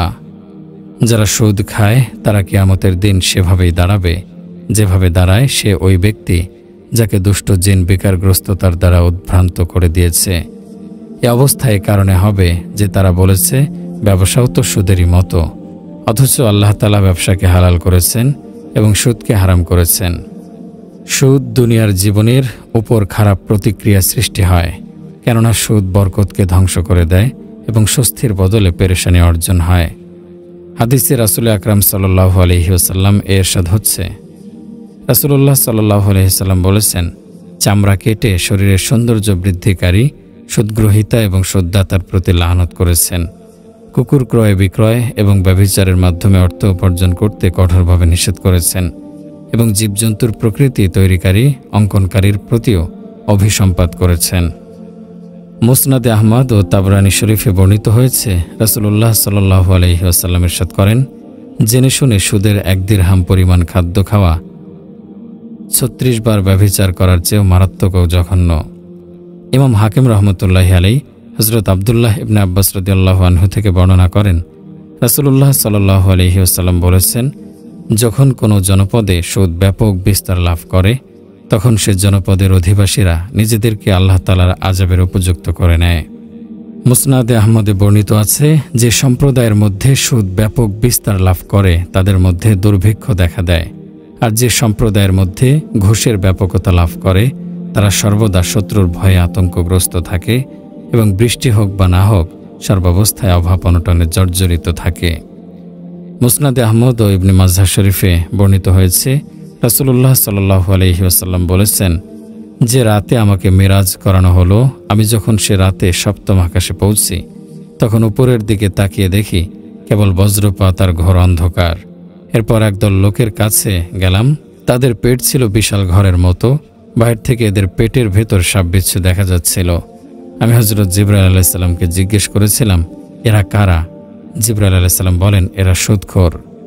ইমাম বাইহাকি রহমতুল্লাহি আলাইহি বর্ণনা করেন, এ উম্মতের মধ্যে এমন একদল লোক হবে, পানাহার, খেলাধুলা, আমোদ ফুর্তি ও দম্ভ অহংকারের সাথে রাত অতিবাহিত করবে, কিন্তু পরক্ষণেই সকালে তারা বিকৃত হয়ে বানর শূকরে রূপান্তরিত হবে। কেউ কেউ মাটিতে ধসে যাবে, কারো কারো ওপর পাথর বৃষ্টি হবে। সকালে অন্যান্য লোকেরা বলাবলি করবে, রাতে অমুক লোক মাটিতে দেবে গেছে এবং অমুক বাড়িটি মাটিতে দেবে গেছে। কোনো কোনো গোত্র বাড়ির ওপর এমন প্রবলভাবে পাথর বর্ষিত হবে যেমন কওমে লূতের ওপর বর্ষিত হয়েছিল। এর কারণ হচ্ছে তারা মদ পান করত, রেশমের কাপড় পরিধান করত, নর্তকীর সাথে রাত কাটাত, সুদ লেনদেন করত, আত্মীয়তার সম্পর্ক ছিন্ন করত। এ হাদিসটি ইমাম আহমদ রহমতুল্লাহি আলাইহি বর্ণনা করেছেন। মুনাফিকের সংজ্ঞা হলো ইমানের ছদ্মবরণে কুফরি করা, দাবি করে মুমিন কিন্তু কাজ করে এর বিপরীত। হাদিস শরীফে ইরশাদ হচ্ছে, রাসূলুল্লাহ সাল্লাল্লাহু আলাইহি ওয়াসাল্লাম বলেছেন, 4টি দোষ যে ব্যক্তির মধ্যে রয়েছে সে খাঁটি মুনাফিক। যদিও সে রোজাদার হয়, নামাজ পড়ে এবং দাবি করে যে সে মুমিন। 1, যখন কোনো কথা বলে তা মিথ্যা বলে। 2, যখন ওয়াদা করে তা খেলাফ করে। 3, যখন তার কাছে আমানত রাখা হয় তার খেয়ানত করে। 4, যখন ঝগড়া করে অশ্লীল ভাষা ব্যবহার করে। পরিপূর্ণ মুমিন হলো খাঁটি অন্তরে আল্লাহ রাব্বুল আলামিনের তাওহীদ ও একত্ববাদের উপর বিশ্বাস স্থাপন করা এবং রাসূলুল্লাহ সাল্লাল্লাহু আলাইহি ওয়াসাল্লামের উপর এবং দ্বীনের যাবতীয় হুকুম আহকামের উপর পূর্ণ ইয়াকিন ও তদনুযায়ী আমল করা। প্রিয় ভাই ও বোন, রাসূলুল্লাহ সাল্লাল্লাহু আলাইহি ওয়াসাল্লাম বলেছেন, যে ব্যক্তি দুনিয়াতে মানুষের সাথে দ্বিমুখী আচরণ করে, কিয়ামতের দিন আল্লাহ তাআলা তাকে শাস্তিস্বরূপ 2 জিহ্বা বিশিষ্ট করে ওঠাবেন। আর এক হাদিসে ইরশাদ হচ্ছে, সবচেয়ে নিকৃষ্ট মানুষ হলো সেই যে দ্বিমুখী আচরণ করে। একজনের সাথে বলে একরকম, অপরজনের সাথে সে কথাটি অন্যরকম করে বলে। হযরত হুযায়ফা রাদিয়াল্লাহু আনহু বলেন, রাসূলুল্লাহ সাল্লাল্লাহু আলাইহি ওয়াসাল্লামের যুগের চেয়ে বর্তমান যুগে মুনাফিকের সংখ্যা অনেক বেশি। সে যুগে তারা নিজেদের মুনাফিকি গোপন করে রাখত, কিন্তু আজকের যুগে নিজেদের নেফাক সগর্বে প্রকাশ করে বেড়ায়। বস্তুত নেফাক জিনিসটি অতি সূক্ষ্ম, বিচক্ষণ মাত্রই তা থেকে সতর্ক থাকা জরুরি, কারণ নেফাক সত্যিকার অর্থে ঈমানের বিপরীত। বিভিন্ন হাদিসসমূহের বর্ণনা দ্বারা বোঝা যায় যে নেফাক বা ঈমানের ছদ্মাবরণে কুফর কত সূক্ষ্ম এবং গোপনভাবে নিজেদের মধ্যে বিদ্যমান থাকতে পারে। সুতরাং এ ব্যাপারে অসতর্ক হওয়া মোটেই উচিত নয়। হযরত সাহাবায়ে কেরামগণও নিজেদের ব্যাপারে নেফাকের আশঙ্কা করতেন। তারা ভীত থাকতেন কোনো কারণে তাদের নাম মুনাফিকের খাতায় উঠে যায় কিনা। হযরত ওমর রাদিয়াল্লাহু আনহু অনেক সময় হযরত হুযায়ফা রাদিয়াল্লাহু আনহুকে জিজ্ঞেস করতেন, মুনাফিকদের মধ্যে আমার নাম তো উঠে যায়নি? অর্থাৎ নিজের সম্পর্কে তিনি নেফাকের আশঙ্কা করতেন এবং উদ্বিগ্ন হয়ে যেতেন। হযরত হুযায়ফা রাদিয়াল্লাহু আনহু বলেন, রাসূলুল্লাহ সাল্লাল্লাহু আলাইহি ওয়াসাল্লামের যুগে কেউ এমন কোনো কথা বলে বসত যে কথার কারণে সে মুনাফিক হয়ে যেত এবং এর ওপর মৃত্যুবরণ করত। আর এই যুগে সে ধরনের কথা আমি তোমাদের মুখে 10 বার উচ্চারিত হতে শুনি, অথচ তোমাদের কোনো উৎকণ্ঠা নেই, পরোয়া নেই। হযরত হুযায়ফা রাদিয়াল্লাহু আনহুর কাছে এক ব্যক্তি বলল, আমার আশঙ্কা হয় যে আমি মুনাফিক হয়ে গেলাম কিনা। হযরত হুযায়ফা রাদিয়াল্লাহু আনহু বলেন, তুমি যদি নিজ সম্পর্কে মুনাফিকের আশঙ্কা বোধ না করতে তাহলে সত্যিই তুমি মুনাফিক হয়ে যেতে। তবে হযরত ইবনে আবি মুলাইকা রাহমাতুল্লাহি আলাইহি বলেন, রাসূলুল্লাহ সাল্লাল্লাহু আলাইহি ওয়াসাল্লামের 130 জন সাহাবীর সাথে আমার সাক্ষাৎ হয়েছে। তাদের প্রত্যেকেই নিজের সম্পর্কে নেফাকের আশঙ্কা করেছেন। ইবনে আবি মুলাইকা বলেন, এ ছিল হযরত সাহাবায়ে কেরামগণের আল্লাহ ভীতি ও অতি উচ্চ পর্যায়ের ঈমানী চেতনা। প্রিয় ভাই ও বোনেরা আমার, মহান রব্বুল আলামিন আমাদের সবাইকে পূর্ণ মুমিন হিসেবে কবুল করুন, নেফাক থেকে আমাদের অন্তরকে হেফাজত করুন, আমিন। প্রিয় ভাই বোনেরা, আসুন আমরা তওবা করি, সময় নেই। এভাবে অবহেলা করে মূল্যবান সময়গুলো আর কত নষ্ট করব। বছর তো আরেকটি চলে গেল। আসুন আল্লাহ তাআলাকে আপন বানাই, আল্লাহ তাআলার কাছে নিজের গুনাহের জন্য তওবা করি, কাঁদি, 2-1 ফোঁটা চোখের পানি ফেলি। এ জমিন তো আমরা নাফরমানিতে ভরে ফেলেছি, আমরা নাফরমানিতে এ জমিন জ্বালিয়ে ফেলেছি। এখন আমাদের চোখের 2 ফোঁটা পানি এ জমিনকে ঠান্ডা করতে পারে। আমরা গুনাহ করি, ভুলে যাই পরিণতির কথা, ভাবি না প্রতি সেকেন্ডের হিসাবের জন্য আমায় কাঠগড়ায় দাঁড়াতে হবে। হাসরের ময়দানে নিশ্চয়ই মহান রব্বুল আলামিন আমার আমলনামা খুলবেন। এক দিনের হিসাব সামনে আসবে, সপ্তাহের হিসাব সামনে আসবে, মাস বছর সব হিসাব দিতে হবে। আমার পরীক্ষার খাতা খুলবেন আল্লাহ তাআলা। তখন আল্লাহ তাআলা বলবেন, দেখো বান্দা, এসব তুমি দুনিয়াতে কামাই করেছ, দুনিয়ার সুখের জন্য, অন্তরের চাহিদা মেটানোর জন্য এগুলো তুমি অর্জন করেছ। বান্দা, এটা তুমি কি করেছ? আমাদের কিছুই বলার থাকবে না, কারণ দুদিনের দুনিয়ার জন্য আমরা চরম অবাধ্যতা করছি, আল্লাহ তাআলার হুকুম আহকামের বিরোধিতা করছি। আমরা তো আল্লাহ তাআলার সামনে লজ্জিত হওয়ার মতো কাজই করছি। প্রিয় দর্শক, যা করার করেছেন, এখন থেকে আসুন আমরা সবাই তওবা করি। আল্লাহ রাব্বুল আলামিনকে রাজি ও খুশি করা ছাড়া উম্মতের আর কোনো কাজ থাকতে পারে না। এর চেয়ে বড় কোনো দাওয়াত উম্মতের সামনে নেই, এর চেয়ে বড় নেকির কাজ উম্মতের সামনে আর কিছুই নেই। আল্লাহ তাআলার জন্য নিজেকে কোরবান করা, আল্লাহ তাআলার পথে নিজেকে সঁপে দেয়া ছাড়া উম্মতের সামনে আর কোনো মাকসাদ নেই। আল্লাহ তাআলার ঘর মসজিদকে ভুলে যাওয়া, দাওয়াত ছেড়ে দেয়া, সেই আল্লাহ তাআলার বান্দাদেরকে হাত জোর করে বোঝানো আমাদের দায়িত্ব। দুনিয়াতে মুসলমানের সামনে এর চেয়ে গুরুত্বপূর্ণ কোনো কাজ কোনো কালই ছিল না। প্রিয় ভাই ও বোন, আজ আমরা যে গুনাহের পাহাড় গড়ে তুলেছি, আজ যে আগুন আমি আমার গুনাহের মাধ্যমে প্রজ্বলিত করেছি, এ আগুন তো 7 সমুদ্র পানি দিয়েও নেভানো যাবে না। আজ আল্লাহ তাআলার দরবারে পাপের জন্য ক্রন্দনকারী খুঁজে পাওয়া যায় না। খুঁজে পাওয়া যায় না গুনাহের ভয়ে ভীত কোনো মানুষকে, যে কেঁদে কেঁদে পাগলের মতো মাটিতে গড়াগড়ি খায়। আমরা ক্ষুধার্ত হই, খাওয়ার জন্য পাগল হয়ে যাই। আল্লাহ তাআলার কসম, এর চেয়ে বেশি ক্ষুধার্ত আজ আমাদের হওয়া উচিত ছিল হিদায়াতের জন্য। আজ আমরা হিদায়াতের জন্য তৃষ্ণার্ত, আজ আমরা হিদায়াতের জন্য বেকারার। আসুন কাঁদি, মহান রব্বুল আলামিনের দরবারে লজ্জিত হই, অশ্রু ঝরাই। বলা তো যায় না আল্লাহ পাক কার অশ্রু কবুল করে নেন। বসে থাকার সময় নেই, অলসতার সময় নেই, বেরিয়ে পড়ো আল্লাহ তাআলার পথে। আমরা যদি প্রচারের কাজে গাফলতি করি তাহলে আমরা বরবাদ হয়ে যাব। যে কাজের জন্য আমরা শ্রেষ্ঠ উম্মত হয়েছি, যে কাজের জন্য এ উম্মতে মুহাম্মাদীকে আল্লাহ তাআলা বিশেষ মর্যাদা দিয়েছেন, সে কাজের জন্য তো আমাদের জানমাল সব কোরবান করে দেওয়া উচিত ছিল। ঘরবাড়ি সব ছেড়ে দিনের দাওয়াত নিয়ে মানুষের দ্বারে দ্বারে ঘোরা উচিত ছিল। ভাই, দাওয়াত পৌঁছানো তো আমাদের কাজ, কবুল করার মালিক তো আল্লাহ রব্বুল আলামিন। যখন কোনো কওম আল্লাহ তাআলাকে ভুলে যায়, তাদের অবস্থা তো পথহারা সে মুসাফিরের মতো, যে আধার রাতে অচেনা জঙ্গলে গন্তব্যহীন ছুটছে। সে মুসাফির জানে না তার মঞ্জিল কত দূর। আধার রাতে গাছের সাথে ঠোকর খায়, পাথরের সাথে ঠোকর খায়, হোঁচট খেতে খেতে একসময় নিজে সেখানেই মরে পড়ে থাকে। যখন উম্মতের সম্পর্ক আল্লাহ তাআলার সাথে দুর্বল হয়ে যায়, যখন উম্মতের সম্পর্ক রাসূলুল্লাহ সাল্লাল্লাহু আলাইহি সাল্লামের সাথে দুর্বল হয়ে যায়, তখন সে কওম শয়তানের অনুগত হয়ে যায়। আর শয়তানের অনুগত করে কেউ সফল হতে পারে না। যদিও হয় তাহলে তা সাময়িক, তা ধোঁকা। আজ যারা আল্লাহ তাআলাকে ছেড়ে শয়তানের সাথে সখ্যতা গড়েছ, তোমরা বলো তো, তোমরা কার অনুগত করো? তোমরা কাকে সৃষ্টিকর্তা মানো? মুহাম্মদ সাল্লাল্লাহু আলাইহি ওয়াসাল্লামকে নবী মানো কি? তো ভাই ও বোনেরা আমার, তোমরা হোশে এসো। তোমরা আজ আল্লাহ তাআলাকে ছেড়ে যাচ্ছ, রাসূলুল্লাহ সাল্লাল্লাহু আলাইহি ওয়াসাল্লামকে ভুলে গেছো গন্তব্য, ছুটে চলেছ জাহান্নামের দিকে। রাসূলুল্লাহ সাল্লাল্লাহু আলাইহি ওয়াসাল্লাম বলেছেন, একজন আগুন জ্বালিয়েছে, চারদিক থেকে পতঙ্গ সে আগুনের দিকে আসছে। পতঙ্গের তো ধারণা নেই যে আগুনে তারা জ্বলে যাবে, পুড়ে ছাই হয়ে যাবে। পতঙ্গের যদি আগুনে পুড়ে যাবার ধারণা থাকতো, তাহলে পাগল পারা হয়ে উড়ে আগুনে ঝাঁপ দিত না।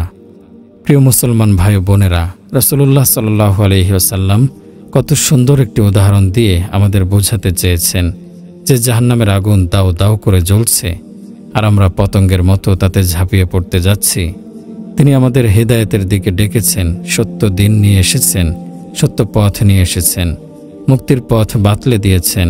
এরপরও আমরা জাহান্নামের দিকেই ছুটে যাচ্ছি। রাসূলুল্লাহ সাল্লাল্লাহু আলাইহি ওয়াসাল্লাম মদিনার মসজিদে নববীতে প্রথম খুতবায় বলেছিলেন, হে আমার উম্মতগণ, তোমরা জাহান্নাম থেকে বাঁচো, সব গুনাহ থেকে নিজেকে বাঁচাও, বেশি বেশি নেক আমল করো, যা তোমাদের জান্নাতে নিয়ে যাবে। সমস্ত গুনাহ থেকে নিজেকে বাঁচিয়ে রাখো, কেননা এ গুনাহ তোমাকে জাহান্নামে নিয়ে যাবে। প্রিয় ভাই ও বোন, আমরা তো জান্নাত জাহান্নামের কথা চিন্তা করি না। আমরা এত ব্যস্ত যে সব চিন্তা করার সময়ই পাই না। আজ আমরা জান্নাতের খবর রাখি না, জাহান্নামের খবর রাখি না। আল্লাহ তাআলার নাফরমানি করে জীবন ভরে ফেলেছি। আল্লাহ ও তার প্রিয় নবী সাল্লাল্লাহু আলাইহি ওয়াসাল্লামের অনুসরণ বাদ দিয়ে বিধর্মীদের অনুসরণ করছি। আমার তো ক্ষমতা এতটুকুই যে আপনাদের কান পর্যন্ত আওয়াজ পৌঁছে দেয়া, কিন্তু অন্তরে প্রভাব সৃষ্টির মালিক তো আমি নই। অন্তরে তো মহান রব্বুল আলামিনের ক্ষমতা চলে। আরে ভাই, মুসলমান কি কভু আখেরাতকে অবহেলা করতে পারে? হযরত আলী রাদিয়াল্লাহু আনহু নিজ সন্তান হযরত হাসান হুসাইন রাদিয়াল্লাহু আনহুকে নসিহত করেছিলেন, কখনো যদি দুনিয়া ও আখেরাত সামনে আসে, তখন আখেরাতকে প্রাধান্য দেবে, আখেরাতকে ছাড়বে না, দুনিয়া ছেড়ে দেবে। কারণ আখেরাত চিরস্থায়ী, আর দুনিয়া তোমার হাত থেকে চলে যাবে। প্রিয় ভাই ও বোনেরা, আসুন আমরা আল্লাহ তাআলাকে আপন বানাই। আমি তো বলি, আমার এই অন্তরকে সর্বদা আল্লাহ তাআলার জিকিরে মশগুল রাখি, অন্তর থেকে নাফরমানি দূর করে দেই। নাচ গান তো আমাদের তাহজিব নয়। আমরা তো আল্লাহ তাআলার গোলাম, আমরা আল্লাহ ও রাসূল সাল্লাল্লাহু আলাইহি ওয়াসাল্লামের গোলামের ওপর চলব। যখন মৃত্যু আসবে এ অনুগত্যের ওপরই মরব। প্রিয় ভাই ও বোনেরা, মৃত্যু আমাদের অতি কাছে জেনেও আমরা লাগামহীন জিন্দেগি পার করছি। মৃত স্বজনকে কাঁধে করে দাফন করার জন্য নিয়ে যাচ্ছি, এ থেকেও আমরা শিক্ষা গ্রহণ করছি না। ভাবি না এ দুনিয়া আমার চিরস্থায়ী আবাস নয়। ধ্বংস হয়ে যাবে, আমার নিঃশ্বাস বন্ধ হওয়ার সাথে সাথে মিটে যাবে দুনিয়ার সাথে আমার সম্পর্ক। এ দুনিয়ার ধোকায় যে পড়েছে, দুনিয়ার ধোকায় পড়ে আখিরাতকে বরবাদ করেছে, সে বাজিতে হেরে গেছে। আজ আমরা আজান শুনে ঘরে বসে থাকি, নামাজ পড়ি না, মসজিদে যাই না। আল্লাহ তাআলার দেয়া এ শরীর, আল্লাহ তাআলার দেয়া অঙ্গ প্রত্যঙ্গ তার নাফরমানিতে ব্যবহার করছি। নাচ গানে মধ্যমণি হয়ে গেছি। মনে রেখো, একদিন সব নেশা ছুটে যাবে, সব রঙিন স্বপ্ন একদিন ভেঙে চুরমার হয়ে যাবে, সব মজা শেষ হয়ে যাবে। মৃত্যুর থাবা আমাদের সব নেশা ছুটিয়ে দেবে। ভুলে গেছো কবরের অন্ধকারের কথা, ভুলে গেছো কবরের তীব্র উত্তাপ সাববিচ্ছু, ভুলে গেছো জান্নাতের নিয়ামত রাজির কথা। মন কি চায় না জান্নাতে মহান রব্বুল আলামিনের দিদার লাভ করতে? সব কি ভুলে গেছো? আল্লাহ তাআলার কালাম, আল্লাহ পাকের জিকির, নামাজ, রোজা, যাকাত, হজ, কালেমাও কি ভুলে গেছো? যদি এমন হয় তাহলে আমাকে বলো তো তুমি কেমন মুসলমান? আরে বিরান হয়ে যাওয়া পাথর হৃদয়ের মানুষ, এই অল্প দিনের দুনিয়া কামানোর জন্য সব ভুলে গেলে? একবার কি ভেবেছো নিজের পরিণতির কথা? ভেবেছো সেদিনের কথা? আল্লাহ তাআলা বলেন, হে আমার বান্দা, আমার অবাধ্য হওয়ার পূর্বে ভেবে নাও, আমার আযাবের ভয়াবহতা সহ্য করার ক্ষমতা তোমার দেহের আছে কিনা। তোমাদের এ ক্ষমতা নেই যে আমার ক্রোধকে সহ্য করবে। গান শোনার আগে ভেবে নাও, এ কানে জাহান্নামের তীব্র গরম গলিত সীসা ঢালা হবে। বেগানা নারীর প্রতি নজর দেওয়ার পূর্বে ভেবে নাও, এ চোখে জাহান্নামের কয়লা ভরে দেয়া হবে। সুদ খাওয়ার পূর্বে ভেবে নাও, তোমার পেটে সাপ বিচ্ছু ভরে দেয়া হবে। সে সাপ তোমার পেটের ভেতর দংশন করতে থাকবে। এ সাপ যদি শরীরের কোথাও দংশন করে তাহলে 40 বছর পর্যন্ত বিষের যন্ত্রণায় ছটফট করতে থাকবে। আল্লাহ রাব্বুল আলামিন বলেন, বান্দা, আমার অবাধ্য হওয়ার পূর্বে ভেবে দেখো যে তোমাকে আমার কাছেই আসতে হবে। কোরআন পাকে ইরশাদ হচ্ছে, ওয়ালা তাহসাবান্নাল্লাহা গাফিলান আম্মা ইয়ামালুজ জালিমুন। তাকে বলে দিন যে আমি গাফেল নই। কার থেকে? অবাধ্যদের থেকে। তাহলে আল্লাহ তাআলা পাকড়াও করছেন না কেন? কোরআনে পাকে বলা হচ্ছে, ইন্নামা ইউআখিরুহুম লিয়াউমা তাশখাসু ফীহিল আবসার। আমি তাদের সুযোগ দিচ্ছি, মৃত্যু পর্যন্ত সুযোগ আছে। প্রিয় ভাই ও বোন, আসুন আমরা আল্লাহ তাআলাকে আপন বানাই। আল্লাহ তাআলাকে আপন বানাতে পারলে সব কাজ সহজ হয়ে যাবে, আমাদের জিন্দেগি সুন্দর হবে। আর আল্লাহ তাআলাকে অসন্তুষ্ট করলে সব বরবাদ হয়ে যাবে। দুনিয়ার সুখ কিছু দিনের জন্য আল্লাহ দেন, এটা কাফেরদেরও দেন, মুসলমানদেরও দেন, কিন্তু মৃত্যুর পর যে বিপদ তা বরদাস্ত করার ক্ষমতা আমাদের নেই।